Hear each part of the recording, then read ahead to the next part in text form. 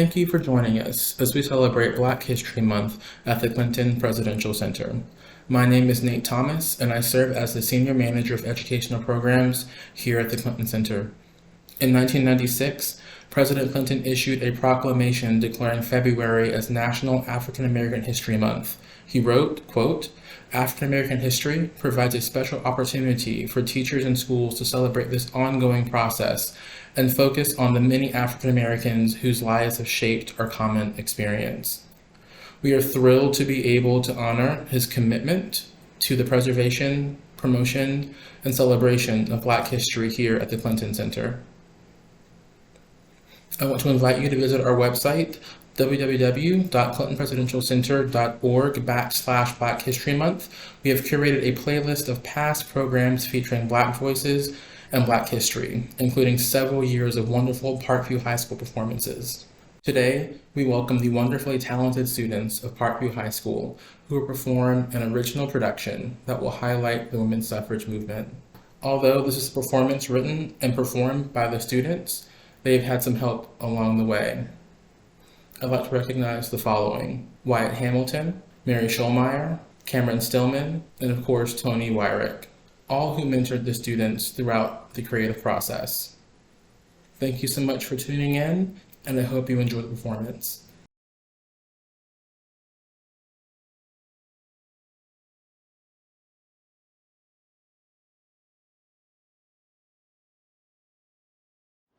Lift every voice and sing, till earth and heaven ring, ring with the harmonies of liberty.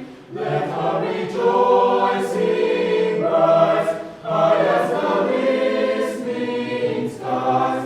Let it resound, loud as the rolling sea.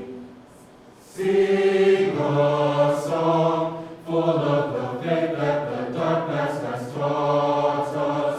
Sing a song full of the hope that the present has brought us.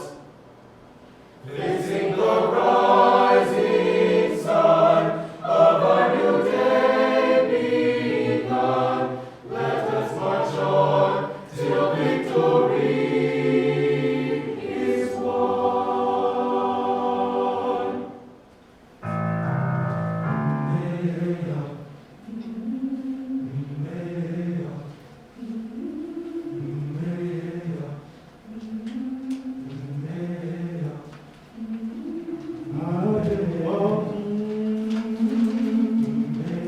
My face turned to the sun.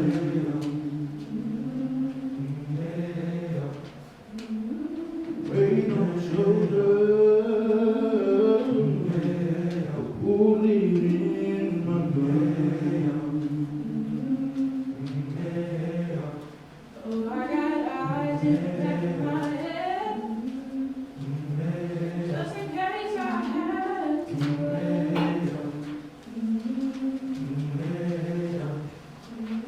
I do what I can when I can, what I can with my people.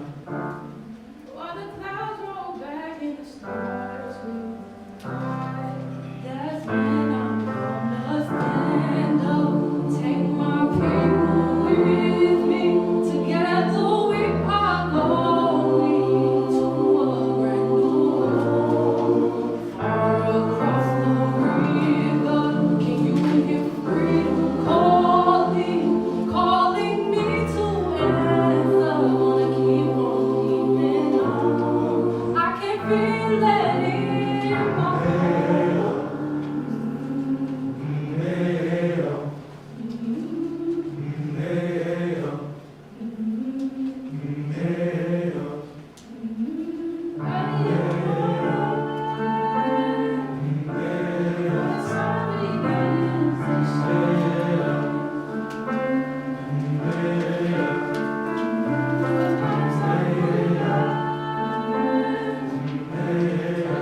Separate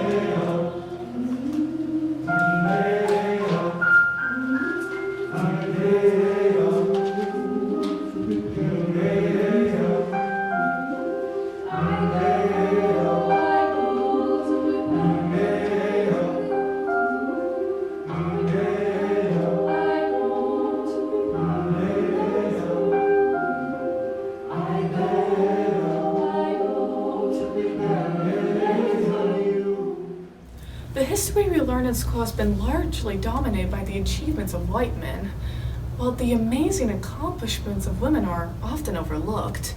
Just as Harriet Tubman devoted her life to freeing slaves, many women throughout history have been the driving force behind change. Our program today features songs and stories by these incredible women.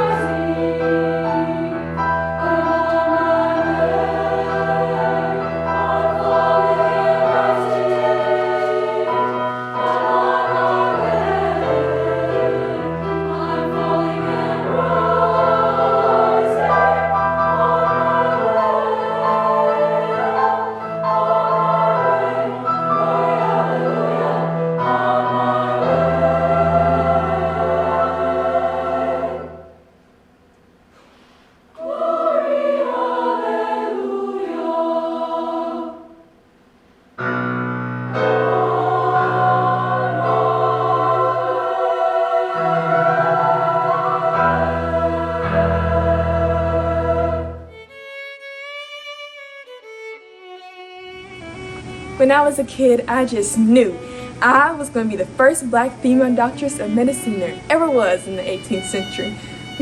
I told everyone I was going to be a triple threat. Rebecca Lee Crumpler, American physician, nurse, and author. You know, there isn't a lot of information about me that you can search for. Everything people know about me is from my introduction in my book. I guess you can say I was hidden, and there weren't many records made during my time. So here's a bit about me. It was my aunt who inspired me. While she raised me, she cared for sick townspeople.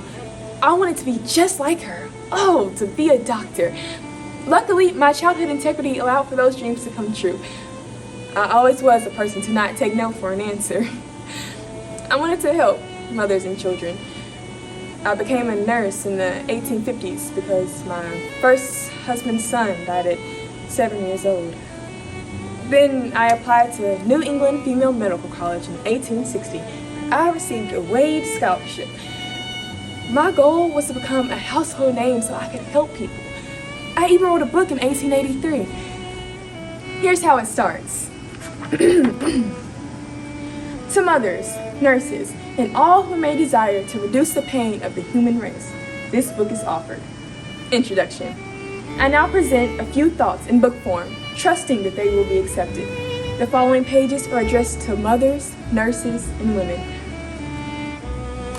I challenged the prejudice that prevented African American females from pursuing medicine and cared for freed slaves who didn't have access to medical care with the Freedmen's Bureau.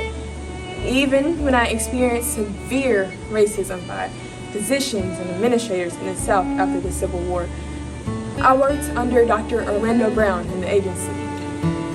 And even though I experienced some horrible things, I would do everything all over again so African Americans and females had a choice to be educated and involved in medicine.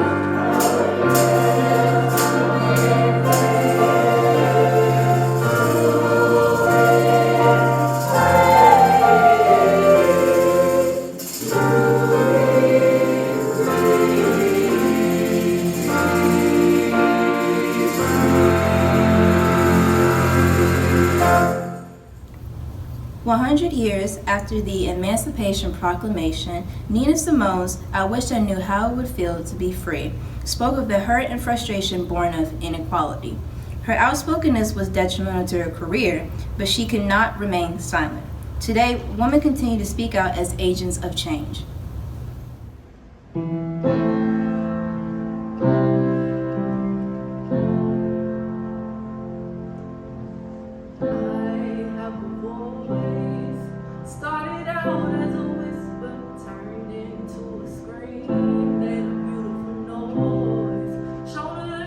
Marching in the street when you're all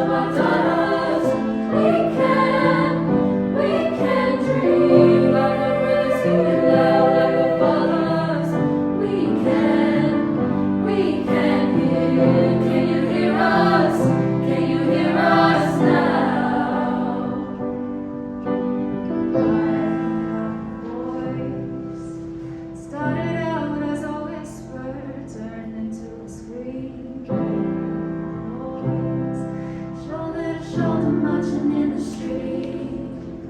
When you're all alone, it's a quiet breeze. But when you band together, it's a choir of thunder and rain. Now we have a choice. 'Cause I have a voice. Now we have a choice. 'Cause I have a voice. Now we have a choice.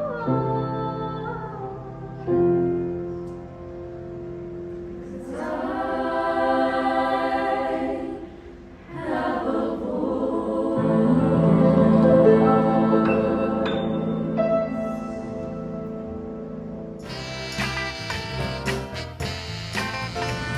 The home security system, a tool that has become an addition to many households, apartment complexes, and department stores. The entire reason I created the system was because I had this constant feeling of being paranoid. I mean, me and my husband both work irregular hours. The normal response is to feel a little scared coming home late in the morning in a high crime neighborhood. Being a nurse, I've already seen so much at the hospital. When a person comes home, they're going to their safe haven. Where can you go if you're not feeling safe in your own home? When an emergency happens, you're supposed to call the police, right? What do you do when 30 minutes have passed? The police haven't arrived. You have to take care of it on your own. The police response in my neighborhood was always slow. My part of town was always taken with a grain of salt. Nothing was ever taken seriously until it turned for the worse, if then. If those who are supposed to ensure the safety of people can't protect me, I'll protect myself. Imagine a system where you can see who is outside your home from the safety of inside it. Different height peepholes for whoever is there, sliding cameras so you can see different angles, TV monitor, and even two-way speakers. God, I sound like an advertisement. I applied for a patent with the name Home Security System utilizing television surveillance. You could place the monitors in any part of the house and press a button to radio whoever was on the other side of the door. But even then, there was always the possibility of danger. So there was also a button that could contact security or the police. I loved it and had so much hope for it. So we applied for the patent in 1966. Although it took a while, we finally got approved in 1969. We had to share our system with our neighbors, who keep to certain things to themselves. I mean, I even won an award from the National Science Committee. But the overs of it have gone underprotected for far too long. I'm glad I can do something about that.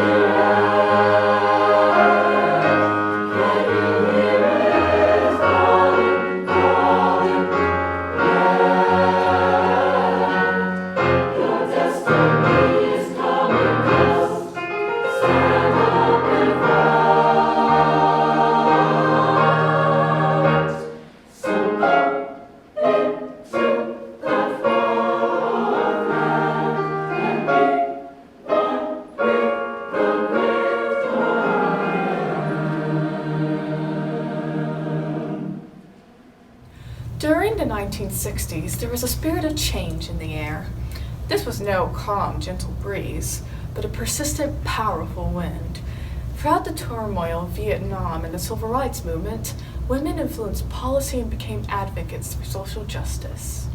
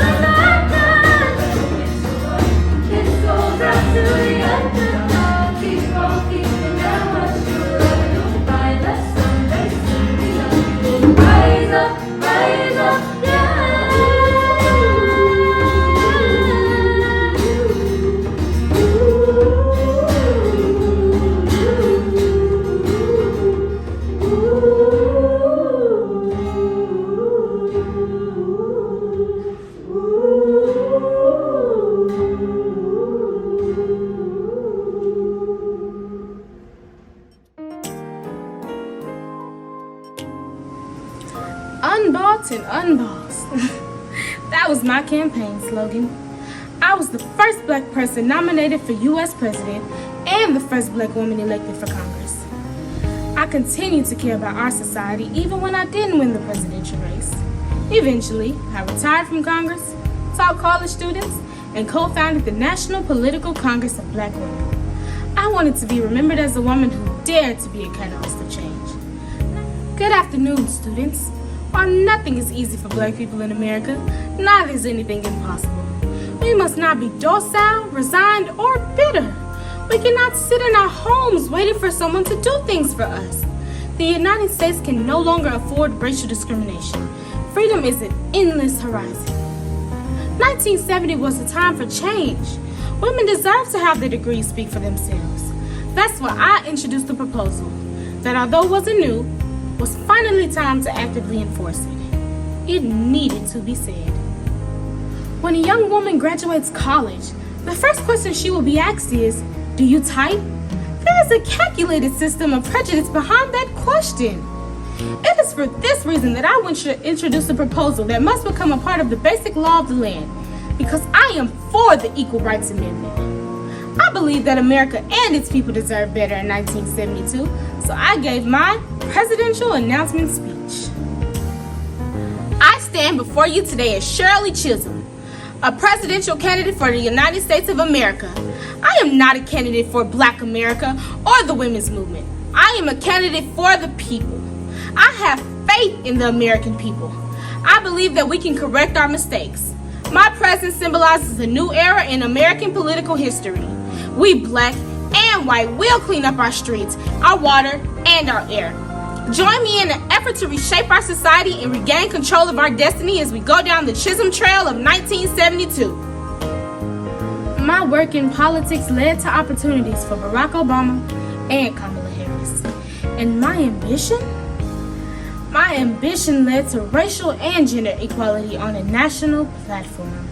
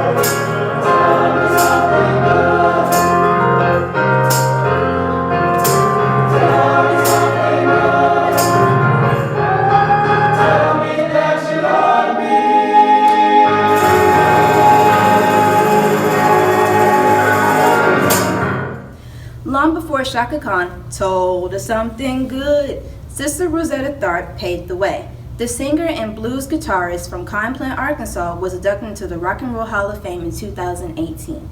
Her success opened the door for later generations of female superstars. It's so exciting to talk to someone about this. You can always say the feeling is electric. I am from Plant, Arkansas, one of 2 cotton pickers, but that was just a day job. My mom played the mandolin in church, while my father was a singer. My mother encouraged me to use the voice that God gave me, and I did. At 4 years old, I was cited as a musical prodigy. playing my guitar and singing in the church. And at 6 years old, I was traveling with my mother in an evangelical troop. People always ask me if I was scared, if I knew what I was doing. There's definitely a feeling of pressure and anxiety that I still feel now.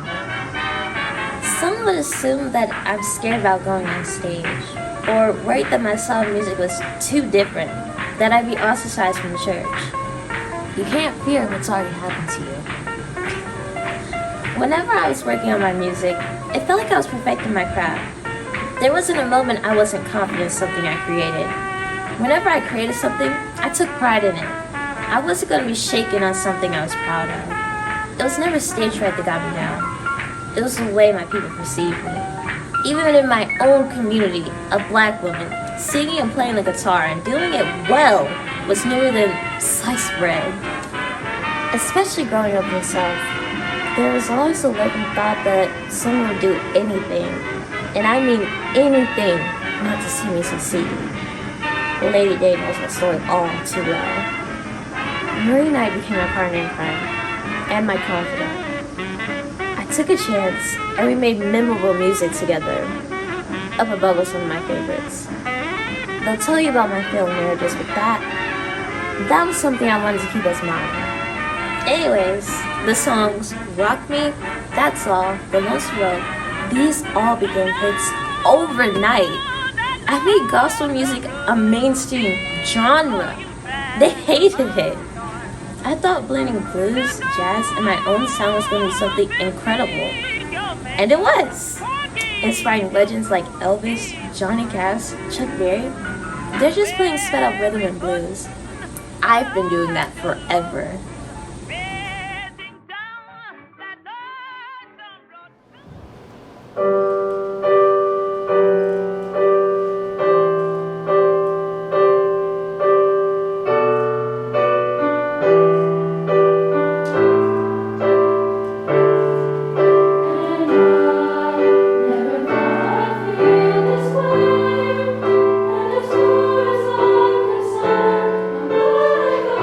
Chance